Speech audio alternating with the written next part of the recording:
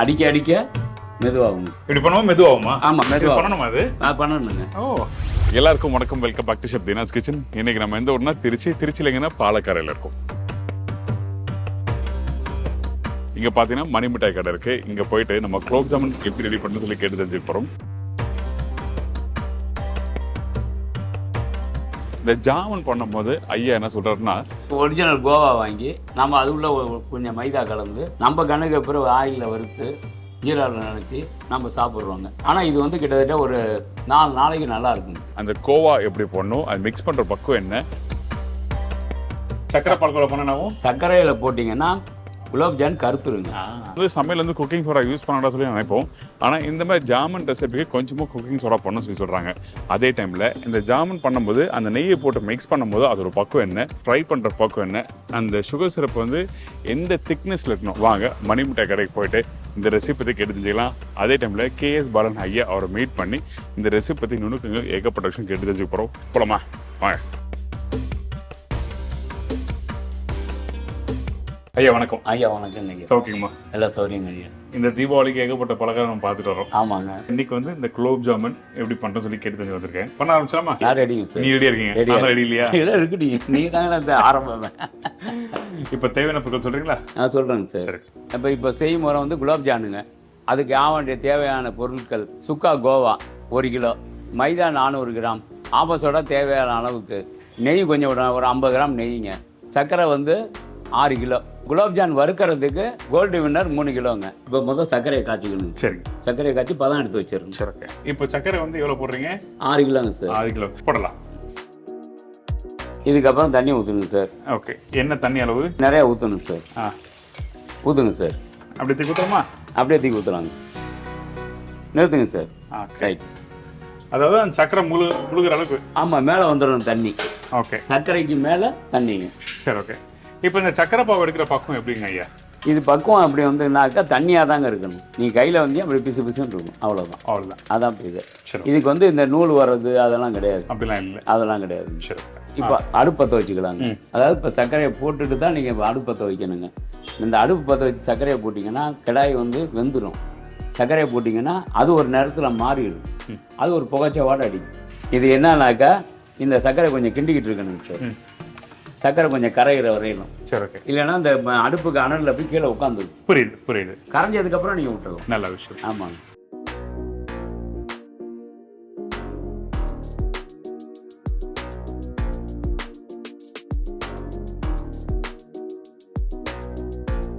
இப்போ நல்லா ஓரளவுக்கு நல்லா கொதிச்சு வருது. கொதிச்சு வந்துருச்சுங்க.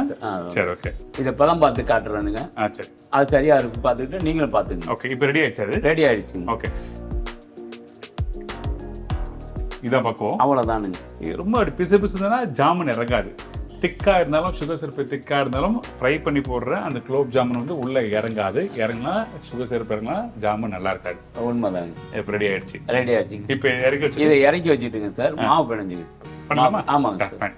அது 1 கிலோ சுக்கா கோவா. சரி, ஓகே.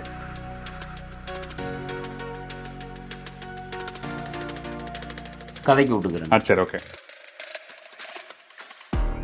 இது மாதிரி பண்ணும்போது பார்த்தீங்கன்னா இந்த இடத்துல வந்து கொஞ்சம் பெரிய பாத்திரமாக இருந்தால் ஈஸியாக இருக்கும். ஏன் இது பெரிய பாத்திரம்னா இந்த இடத்துல வந்து இதில் உள்ள கட்டி முட்டி இருக்காதுங்க. ஆமாம், கட்டிக்கிட்டே இருக்காது. ஆமாங்க. இது ரொம்ப முக்கியமான விஷயம். அதனால சொல்கிறாங்க. சரிங்களா? கொஞ்சம் பெரிய அகலமான பாத்திரம் எடுத்து நீங்கள் மிக்ஸ் பண்ண ஆரம்பிச்சிங்க. போதுங்களா? போதுங்க சார்.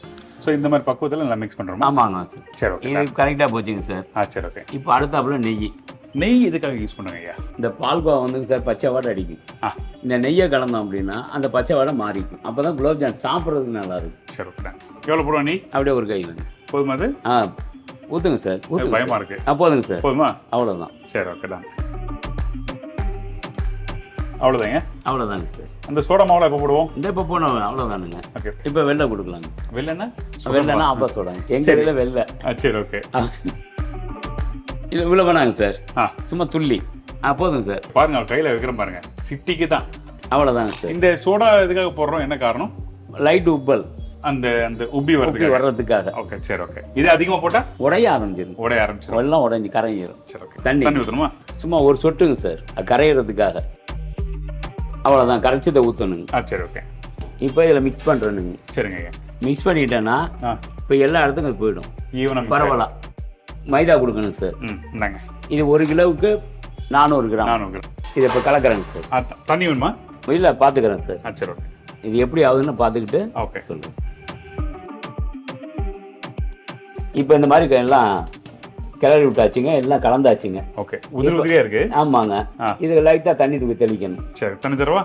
தண்ணி தரலாங்க சார். சும்மா தெளிச்சா போதுமா? ஆமாம், தெளிச்சா ஒரு கைங்க போதுமா? வேணுங்கன்னா பார்த்து வாங்கிக்கிறேன் சார். ஓகே. இன்னும் ஒரு கை கொடுங்க. ஓகே. இப்படி கொஞ்சம் கொஞ்சமாக தெளிக்க பாருங்க. ஆமாம் போதும் போதுமா? போதும் சார். கொஞ்சம் கொஞ்சமாக தெளிக்கிறதுக்கு காரணம் பாருங்க. ஏன்னா கொஞ்சம் தண்ணி அதிகமானோட லூஸ் ஆயிடுச்சுன்னா உருட்ட முடியாது, சரியா வராது. இதான் விஷயம்.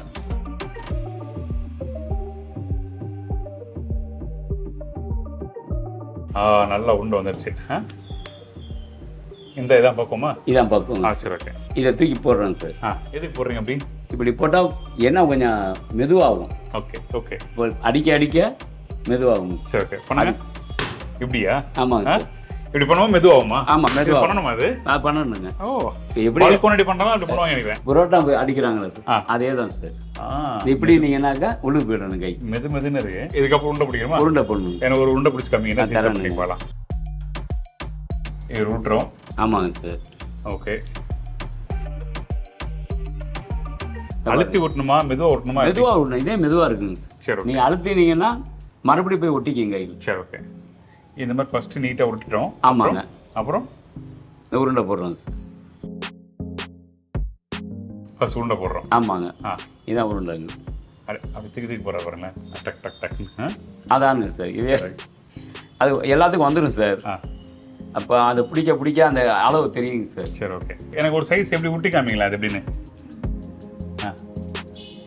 உள்ளங்கையில் வச்சு அப்படியே உருட்டணுங்க சார். ஊட்டுறீங்க. இப்போ இதை உருட்ட ரவுண்டு வந்துடுங்க சார். இதுதான் சைஸ். இதை போட்டிங்கன்னா இன்னும் ஒரு 2 நூல் பெருசாக வரும். 2 நூல் பெருசாக இன்னும் கொஞ்சம் பெருசாக போடுறதுனாலும் போட்டுக்கணும். சில இடத்துல வந்து விட்டுருவாங்க. அது ஒரு சைடு ஒரு கோடு மாதிரி இருக்கும். அந்த மாதிரி இருக்கக்கூடாதுங்க. அது உள்ளுக்கு உடஞ்சிரும். வேவரப்போ உடஞ்சிரும். ரைட்டாக தான். சரிங்க. பார்த்தீங்களா? இதுதான் பக்குவம். இப்போ எல்லாத்தையும் உருட்டிட்டு காமிக்கிறீங்களா? தாராளமாங்க சார். ஃபைன்.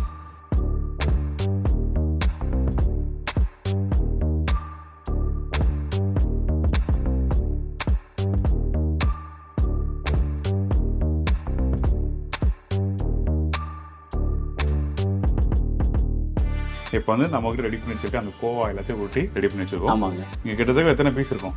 ஒரு 150 பீஸ். 150 பீஸ் இருக்கும். தாராளம். சரி ஓகே டன். இப்போ எண்ணெய் ஊற்றி ஃப்ரை பண்ண ஆரம்பிச்சலாம். ஆமாங்க சார்.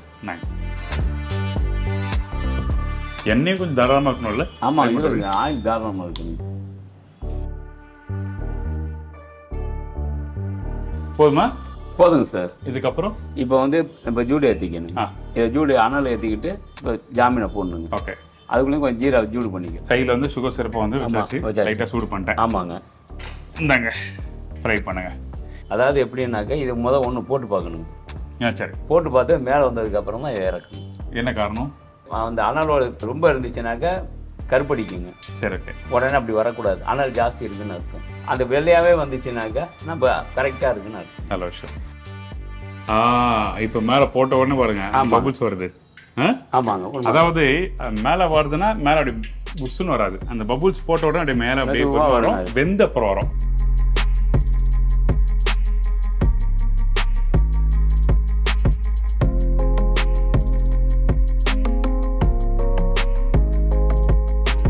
ஜார்னியை எதுக்காக சுத்துறாங்க தெரியுமா உங்களுக்கு? விஷயம் இருக்கு. ஐயா சொல்லுவார். சொல்லுங்க ஐயா. அதாவது இப்போ இந்த ஜார்னியை சுற்றிங்கன்னா இது வந்து எல்லா இடத்துக்கும் பரவுங்க. ரெண்டாவது அடியில் வந்து அடி பிடிக்காது. இந்த ஆயிலும் வந்து உங்களுக்கு வந்து ஒரே லெவலாக வரும். ரைட்டு.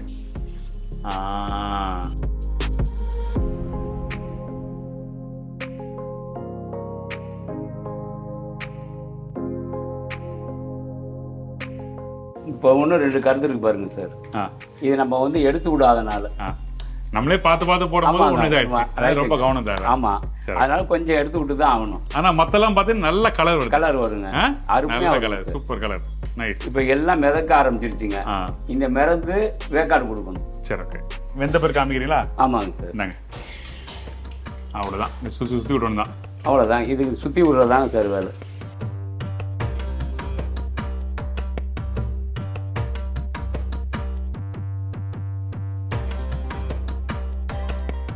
ரெடி ஆயிடுச்சுங்க சார். ரெடி ஆயிடுச்சு. ரெடி ஆயிடுச்சுங்க. நல்ல கலர் வந்துருக்கு. அருமையா எடுத்து இருக்கு. காட்டுங்களேன். இந்த பாருங்க. 1 2 தான் பார்த்தீங்கன்னா இந்த இடத்துல அது கருப்பு விழுவுது. கருப்பு இருக்கும். ஆனால் இதெல்லாம் நல்லா வெந்து சூப்பராக வந்திருக்கு. இங்க பாருங்க, இதுதான் ப்ராப்பர் ஜாமுன் கலர். கரெக்டாக நல்லா சாஃப்டாக இருக்கு. அப்பா போட்ட உடனே என்ன பண்ணா இது பண்ணோம். ரைட்டுங்க சார். இன்னொன்று ஜார்னியை வந்து நம்ம வந்து சக்கரை தண்ணியில் வந்து வைக்கக்கூடாது. கொடுக்க அது உடையும் சார். உடையும். போடுங்க ஐயா. அதை அப்படியே அமுக்கி விடுங்க சார். இல்லை நீங்கள் அமுக்கி விட்டுக்கிட்டுங்க சார். அப்படியே சுத்தியே ரைட்டுங்க சார். சரி போடுங்க. இதை கொஞ்சம் வடிகட்டி போடலாங்க சார்.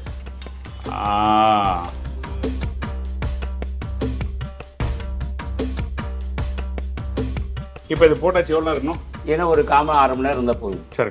எல்லாம் அப்படியே உறிஞ்சுங்க சார். சரி. எல்லாம் இன்னும் கொஞ்சம் பெருசாகும் சார். சரி. ஆமாம். அப்போ நல்லா ஊறட்டும், அதுக்கப்புறம் டேஸ்ட் பண்ணி பார்க்கலாம். ஆமாங்க, உண்மைதான். சரிங்களா? சந்தோஷம். அருமையாக ஊறி இருக்குங்க சார். இப்போ சாப்பிட்டு பாருங்க. ஓகே. சாப்பிட்டு பார்த்துட்டு இன்னும் கொஞ்சம் நேரம் ஊறி எடுத்துருங்க. கிட்டத்தட்ட ஒரு 30 நிமிஷம் ஊறி இருக்கு. ஆமாங்க. இங்கே ஜாமுன் வந்து ஃப்ரெஷ்ஷாக சுட இங்கே பாருங்க எப்படி இருக்கு பாருங்க. அப்பா அப்படியே தகதகன்னு இருக்கு.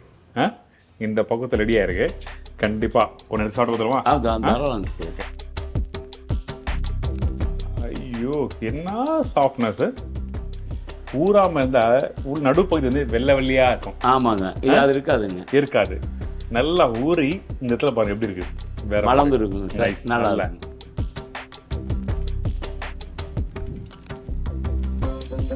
நல்ல சாஃப்ட்னஸ். ஆமாங்க.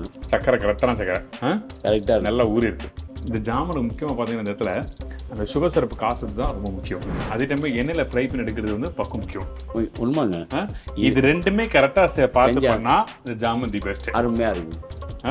ட்ரை பண்ணி பாருங்க. ஐம் ஷூர் டெஃபினட்டாக இந்த தீபாவளிக்கு எல்லாருக்கும் வந்து சரியான விருந்து. ஒரு ஊருக்கு போயிட்டு நான் வந்து ரெசிபி காமிச்சிருக்கேன். அதுவும் ஸ்பெசிஃபிக்காக யார் நல்லா பண்ணுவாங்களோ அவங்கள தேடி கண்டுபிடிச்சு பழமையான கடைகள் ஒரு 30 வருஷமாக பண்ணுற 40 வருஷமாக இருக்கவங்களை தேடி கண்டுபிடிக்க காரணம் என்னென்னா அவங்களோட கைப்பக்குவம் நல்லாயிருக்கும், அவங்களோட எக்ஸ்பீரியன்ஸ் நல்லாயிருக்கும். அந்த விஷயத்தை நான் ஷேர் பண்ணால் ரொம்ப நல்லாயிருக்குன்னு சொல்லிட்டு தான் உங்கள்கிட்ட ஷேர் பண்ணிட்டு இருக்கேன். இதான் விஷயம். ரொம்ப நன்றிங்க. தேங்க்யூ. என் பேர் கேஸ் பாலன், திருச்சியிலேருந்து பேசுகிறேனுங்க. மணி மிட்டாய் கடை, AMSM ஸ்வீட் ஸ்டால், அருண் செல்வ மாரியம்மன், பருப்புக்கார தெரு, மாரியம்மங்களுக்கு எய்த்த கடை. குலாப்ஜான் போட்டிருக்கேன். நீங்கள் எப்போ சொல்கிறீங்களோ செஞ்சு தந்துடுறேன். 90 92 170 180. உங்கள் எல்லாருக்கும் இந்த ரெசிபி பிடிச்சிருக்கும். இந்த தீபாவளிக்கு இந்த மாதிரி ரெசிபியில் ட்ரை பண்ணி பார்த்து ஜாலியாக என்ஜாய் பண்ணுங்கள். இதே மாதிரி இன்னொரு நாள் ஒரு புது ரெசிபி செஞ்சுக்கிறேன். நன்றி, வணக்கம். See you. Bye. Take care.